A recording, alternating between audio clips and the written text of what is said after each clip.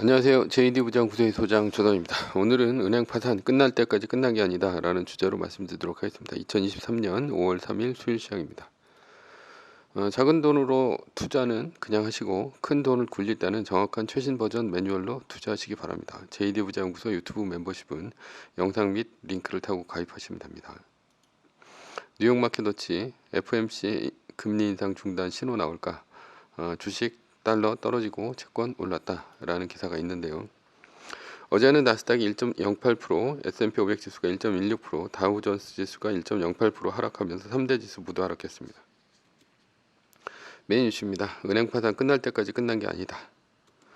나스닥 하락의 시작은 졸트 9인 이직 보고서였습니다. 3월 채용 공고는 959만 건으로 전월치보다 38만 4천 건 감소했습니다. 시장의 뚜렷한 반응은 이제 좋은 뉴스는 좋은 뉴스고요. 나쁜 뉴스는 나쁜 뉴스입니다. 얼마 전까지 주가 방향은 고용이 줄었으니 연준이 금리를 내릴 것이고 이것은 나스닥에 좋다라는 것이 인식이었는데요. 그러나 이제는 고용이 줄었으니 경기 침체가 올 것이라는 불안이 대세입니다. 어차피 이제 금리는 신경 쓸 필요가 없습니다. 연준이 금리를 동결하는 것은 시간 문제입니다. 따라서 졸트가 나오고 나서 나스닥은 하락하기 시작했습니다. 이후 은행발 위기가 다시 점화되며 나스닥은 재차 하락했고 1%가 넘게 떨어지면서 끝이 났습니다. 팩 웨스트 은행의 주가가 28% 하락했고요. 웨스턴 얼라이언스 메트로폴리탄 은행의 주가도 크게 떨어졌습니다. 마치 퍼스트 리퍼블릭이 파산하고 이제 다시 월가는 공매도로 취약한 지방은행을 타겟으로 삼은 것 같습니다. 집요하게 지방은행을 물고 늘어지는 공매도 세력은 앞으로 연준이 금리 동결을 하고 나서야 공매도가 끝이 날 것으로 보입니다. 그 전까지는 지방은행 공매도가 이어질 것으로 보인다는 얘기죠. 이번에 퍼스트 리퍼블릭의 은행도 거의 고점 대비 97%나 떨어지지 않았습니까? 아마도 공매도를 쳤다면 큰 돈을 벌었을 것입니다. 연준의 금리 결정이요.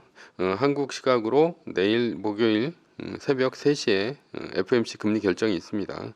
월가에 예상하는 유력한 시나리오는 두 가지인데요. 첫 번째는 25bp를 올리고 금리 동결을 한다. 이번에 25bp를 올려 5.25%까지 기준금리를 올리고 금리 동결을 하는 것이죠. 두 번째는 25bp를 올리고 앞으로 또 금리 인상인데요.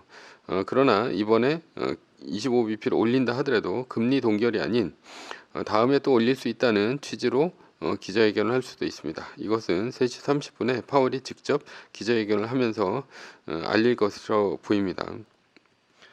공매도 세력의 움직임인데요. 공매도 세력은 3시 30분 파월의 금리 결정 이후 발언에 따라 지방은행의 주식을 숏으로 후드려 패거나 아니면 숏 스퀴즈를 당할 것으로 보입니다. 첫 번째 시나리오로 끝났을 경우죠. 첫 번째 시나리오는 25bp를 올리고 금리 동결이라면 숏스퀴즈가 나오면서 내일 나스닥의 주가뿐 아니라 다우존스, S&P 500의 주가도 숏스퀴즈 물량이 밀어 올릴 것으로 보입니다.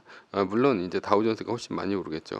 오늘 떨어진 팩 웨스트, 메트로폴리탄, 웨스턴 얼라이언스 은행들이 크게 오르면서 끝이 날 것으로 보입니다. 두 번째 시나리오는 25bp를 올리고 앞으로 물가가 잡힐 때까지 금리 인상을 한다거나 금리 가이던스를 안 주면 주가는 떨어질 것이고 오늘 떨어진 지방은행의 주가는 오늘보다 더 많이 떨어질 가능성이 있습니다. 지금도 은행이 어려운데 금리를 올린 데다가 앞으로 더 올린다고 하면 공매도 세력은 퍼스트 리퍼블릭 은행처럼 파산할 때까지 지금 뭐 팩웨스트라든가 이런 기업 지방 은행들의 공매도를 지속적으로 때릴 것이 자명합니다. 은행 파산은 그래도 끝날 때까지 끝난 것이 아닙니다. 따라서 이번 시나리오로 간다면 당분간 주가는 안 좋을 가능성이 있습니다. 결론입니다. 연준이 월가의 바람대로 25bp를 올리고 금리 동결을 한다면 당분간 나스닥 상승이 있겠습니다. 그렇지만 연준이 아직 뚜렷한 인플레이션 감소를 보지 못하고 금리 동결을 한다면 앞으로 물가가 튀어 올랐을 때 연준의 입장이 난처합니다. 따라서 이번 시나리오대로 끝날 것 같다는 생각이 듭니다. 제 생각이 틀리길 바랍니다.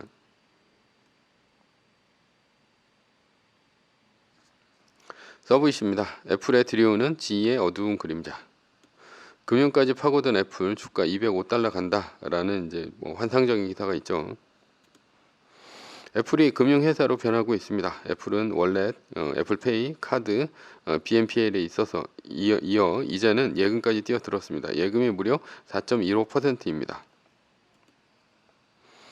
그래서 웨드 부시는 애플의 주가가 205달러까지 오를 것으로 전망했습니다. 그렇다면 애플의 금융기업으로의 행보가 과연 좋은 것일까라는 것이죠. 그렇다면 애플은 예금을 4.15%나 받아서 무엇을 하려고 하는 것이냐라는 것입니다. 애플은 장기 대출 상품인 애플페이 먼슬리 페이먼트를 준비하고 있다고 합니다. 이게 뭐 장기 대출 상품이라는 것이죠. 그러나 단기로 예금을 받아서 장기로 빌려줬을 때 항상 사고가 났습니다. 어차피 은행업은 이런 일을 하는 것이긴 하지만 뭐 이럴 때 이제 사고가 나는데, 사고가 나는 예를 들면 한국도 IMF를 맞은 것이 단기로 엔화 자금을 빌려서, 엔화가 이제 디플레이션 때문에 엔화가 거의 제로 금리까지 가니까 그 엔화를 빌려서 장기로 고금리로 동남아 시아의 태국, 말레이시아 등에 이제 빌려줬는데, 태국, 말레이시아가 동아시아 외환 위기를 맞으면서 디폴트를 선언을 했고, 한국도 같이 엔화를 이제 줘야 되는데 이제 돈이 없으니까 IMF 체제로 간 것이죠. 2023년 지방은행 사태의 개요는 무엇인가? 은행 예금 예치를 받아서 장기 10년, 20년물에 국채에 넣어뒀다가 연준이 금리를 크게 올리니 국채 가격이 빠졌죠. 그로 인해서 부실이 드러나자 예금자들이 스마트 뱅크런이 일어났고요. 은행 예금이 급격히 빠졌고 결국 파산한 것입니다. 애플이 금융업에 적극적인 것을 보니 한때 시총 1위였던 GE가 생각이 납니다. GE는 항공기 엔진, 가스터빈 등을 주력으로 만드는 기업입니다. 에디슨이 설립했고요. GE 하면 생각나는 것이 경영의 신 잭 웰치죠. 잭 웰치가 거의 1990년대에 들어와서 이제 그 사장을 했는데, 이때까지 뭐 거의 한 45배 정도를 올렸습니다. 굉장히 많이 올린 것이죠. 90년대 이전인 건가요? GE의 시가총액 추이인데요. 2000년 닷컴 버블일 때 요때까지가 1등이었습니다. 그리고 여기서 이제 빠지면서 2등으로 바뀌었고 마이크로소프트로 바뀌었습니다. 그러나 다시 요때 이제 반등을 하면서 1등으로 올랐다가 그 다음에 다시 빠지면서 뭐 1등에서 이제 완전히 빠졌고, 그 다음에 가장 위험했을 때가 이때죠. 2008년도 금융위기, 이때는 이제 더 많이 빠졌다라는 것입니다. 2000년 닷컴 버블일 때 세계 시가총액 1등 기업이었고요. 이때는 그런데 이제 그렇게까지 많이 안 빠진 게 2000년 3월서부터 닷컴 버블이 꺼지면서 엄청나게 빠졌는데, 지인은 오히려 한 2000년 9월 정도에 고점을 찍을 정도로 위세가 대단했다라는 것입니다. 그러나 결국은 이제 닷컴 버블과 함께 무너졌고 2008년도 금융위기 때 완전히 무너져 내렸습니다. 그렇다면 GE가 왜 망했을까요? GE는 1990년대가 되면서 가스터빈, 항공기 엔진 등의 주력 사업은 혁신과는 먼 사업이었죠. 이때만 하더라도 마이크로소프트의 뭐 윈도우라든가 아니면 뭐 내비게이션 뭐 이런 것들이 이제 주력이었는데, 뭐 이건 전통 산업이죠. 석유로 가는. 그러나 잭 웰치가 GE에 들어와서 금융 복합 기업으로 컸습니다. 잭 웰치는 금융업으로 돈을 벌어서 기업 인수 합병으로 전력, 항공, 헬스케어, 운송 등으로 덩치를 키웠죠. 그러나 이런 문어발식 확장은 결국 2000년 닷컴 버블과 2008년 금융위기를 만나면서 펀더멘탈이 무너져서 주가는 폭락합니다. 애플도 스마트폰 이후 생성형 AI나 친환경 전기차 등 새로운 미래 성장 동력이 보이지 않습니다. 물론 에어팟이나 애플워치 등은 괜찮습니다. 앞으로 VR이나 AR 등으로 확장해서 서비스 생태계를 더 넓힐 수 있을 것으로 보입니다. 그러나 마이크로소프트의 챗 GPT나 테슬라의 전기차처럼 확실히 미래 먹거리는 보이지 않는다라는 것입니다. 팀쿡은 그래서 잭 웰치처럼 가기로 한 것이 아닌가 생각이 듭니다. 금융 복합 기업으로 인수합병을 해서 덩치를 키우거나 아니면 금융기업으로 뭐 아예 은행처럼 가겠다라고 생각한 것이죠. 그러나 금융 복합 기업은 은행이 아닙니다. 2008년도 금융위기에는 기존의 은행들처럼 애플이 연준의 도움을 받을 수가 없습니다. 금융위기가 오면 대출이 부실화되거나 신용경색이 심해질 수 있죠. 따라서 금융위기에 한 번에 그룹 전체가 무너질 수도 있습니다.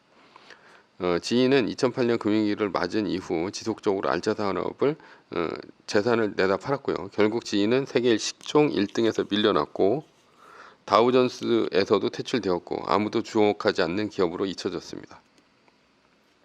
결론입니다. 애플이 꼭 지이처럼 된다고 보지는 않습니다. 하지만 지이의 전철을 밟지 말라는 보장도 없습니다. 우리는 매뉴얼대로 시장이 1등 주식을 왕좌에서 밀어내면 미련 없이 갈아타면 됩니다. 그것만이 살 길입니다. 그러나 미리 예상해서 애플을 내다 팔 필요는 없습니다. 그러니 애플이 시가총액 1등에 있을 때까지만 믿으면 됩니다.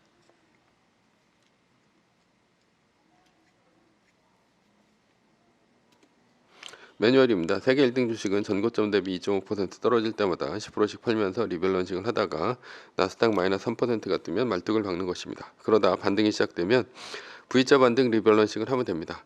자세한 내용은 JD 부장부터 카페를 참조하시거나 동영상 밑에 리밸런싱 말뚝박기 댓글 링크를 참조하시기 바랍니다.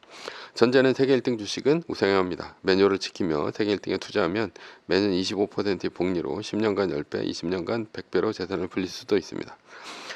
위의 상황은 매뉴얼일 뿐입니다. 따를 사람은 따르고 참고할 사람은 참고하시면 됩니다. 주식을 사고 파는 곳에 대한 모든 책임과 이득은 본인에게 있습니다.